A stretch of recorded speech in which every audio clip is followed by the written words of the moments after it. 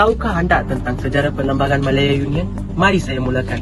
Sejarah Perlembagaan Malaya dimulakan dari Malaya Union pada tahun 1946.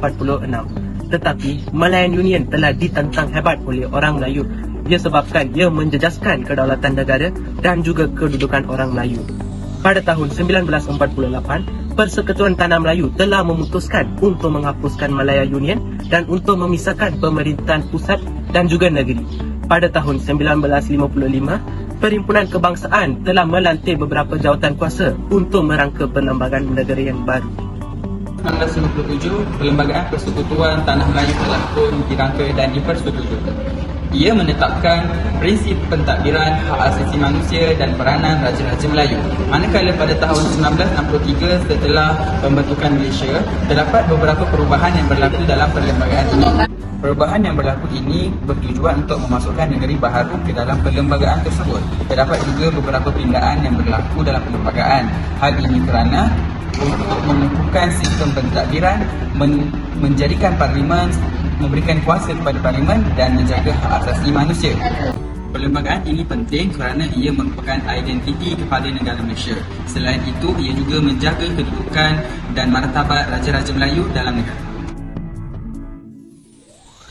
Seperti yang kita tahu, perlembagaan adalah undang-undang yang menentukan organisasi pemerintah, pembahagi kuasa dan juga prinsip pentadbiran negara. Ia juga memastikan kesinambungan politik, kestabilan pentadbiran dan kesejahteraan rakyat. Perlembagaan menjadi asbab terjaminnya perpaduan kaum, sejurus menjamin keadilan sosial antara kaum. Oleh itu, semua rakyat Malaysia haruslah mematuhi perlembagaan yang disediakan untuk menjaga perpaduan dan juga menjaga keadilan negara. Sebagai contoh, merujuk kepada perkara 152, bahasa kebangsaan merupakan salah satu perkara yang dititikberatkan oleh Perlembagaan Persekutuan. Perlembagaan Persekutuan menjadikan bahasa Melayu sebagai bahasa rasmi negara Malaysia bertujuan untuk menyatupadukan rakyat yang berbilang kaum di Malaysia. Walaupun begitu, Perlembagaan Persekutuan tidak menghalang mana-mana pihak untuk mengamalkan bahasa ibunda seperti bahasa Cina dan bahasa Tamil ataupun bahasa Iban untuk diamalkan dalam kehidupan seharian. Malahan ia dibenarkan dan dibolehkan di dalam negara Malaysia. Seperti yang kita semua tahu, perpaduan dalam kaum dan kalangan masyarakat amatlah penting pada era globalisasi ini. Hal ini kerana keharmonian sesebuah negara pastinya disokong oleh kestabilan politik. Ia juga memberikan ruang untuk pemimpin dan juga masyarakat untuk bersatu tenaga dan mencari idea yang baru untuk memajukan negara. Justru itu, perpaduan antara kaum haruslah difokuskan dalam kalangan masyarakat. Kepentingan utama perpaduan rakyat di Malaysia ini adalah untuk memupuk semangat nasionalisme dalam diri rakyat serta menjaga kedaulatan negara.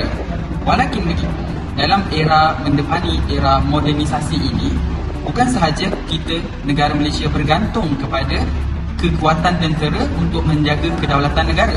Akan tetapi, masyarakat juga memainkan peranan yang penting dalam menjaga kedaulatan negara.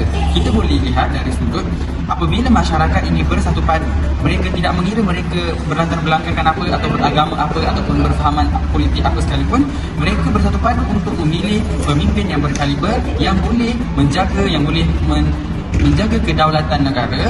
Maka di sini kita dapat lihat bahawa apabila masyarakat bersatu padu untuk memilih pemimpin yang berkaliber, itu sudah terbukti bahawa kedaulatan negara lebih terjamin. Kerana apabila masyarakat ini bersatu padu antara mereka untuk memilih pemimpin, maka kedaulatan negara akan lebih terjamin. Terus itu, hal ini terbukti bahawa perpaduan antara kaum di Malaysia merupakan signifikan untuk merencanai, untuk merancang masa depan negara, untuk menjaga kedaulatan negara. Tahukah anda tentang akibat tidak mempunyai perlembagaan persekutuan? Pertama sekali, negara yang tidak mempunyai perlembagaan persekutuan akan menjadi kucat kecil.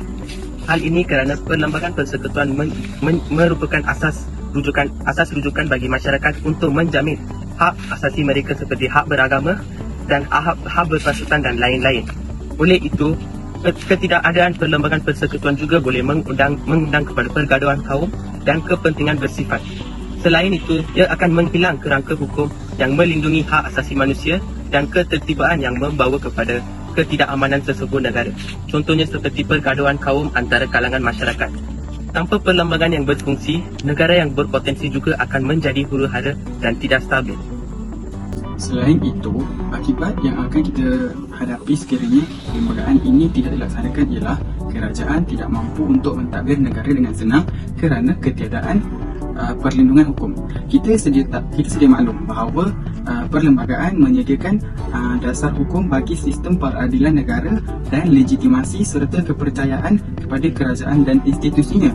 Akan tetapi, sekiranya perlembagaan ini tidak dilaksanakan dalam negara kita, beberapa kesan negatif yang akan kita perolehi daripada perkara tersebut. Kesimpulannya, kita selaku rakyat Malaysia yang cinta akan negara, kita sudah sedia maklum bahawa perlembagaan ini merupakan perkara yang penting yang perlu dilaksanakan oleh kerajaan di dalam negara. Kita juga selaku rakyat Malaysia perlu patuh kepada perlembagaan persekutuan dan juga rukun negara. Oleh yang demikian, adalah penting bagi sesebuah negara untuk menegakkan atau melaksanakan perlembagaan ini dalam sesebuah negara tersebut. Hal ini kerana ia dapat memelihara undang-undang dalam negara dan melindungi hak asasi manusia, dan akhir sekali dapat menjamin kedudukan raja sebagai pemimpin bagi negara Malaysia. Sekian, terima kasih.